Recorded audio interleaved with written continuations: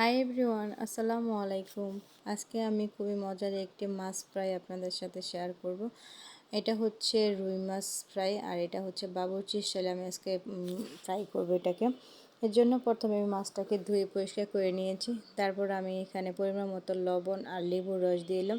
এখানে আমি একটা লেবুর রস দিয়েছি কারণ আমার মাছের পরিমাণ বেশি তাই। তারপরে এখানে পরিমাণ মতো হলুদের গুঁড়ো আর মরিচের গুঁড়ো দিয়ে দেব। তারপরে এখানে আমি হচ্ছে আদা রসুনের রসটা দেব। এখানে অবশ্যই আদা রসুনের রসটাই দিতে হবে, কারণ মাছটা আমি ডুবো তেলে ভাজবো। এখানে আদা রসুনের পেস্টটা দিলে হবে কি মাছটা খেতে ভালো লাগবে না, আর তেলের সাথে মশলাগুলো লেগে যাবে। তারপরে এটা সব কিছু ভালো করে মেশানোর পর এখানে আমি একটা ডিম দিয়ে দিব।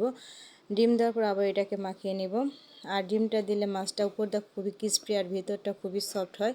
তাই তো ডিমটা দেওয়ার পর আমি 1 ঘন্টার জন্য নর্মাল ফ্রিজে রেখে দিয়েছিলাম। তারপর এটা আমি ডুবো তেলে ভেজে নিয়েছি। এই তো আমার মাছের ফাইনাল লুক। খুবই মজা হয়েছিল। আল্লাহ হাফেজ।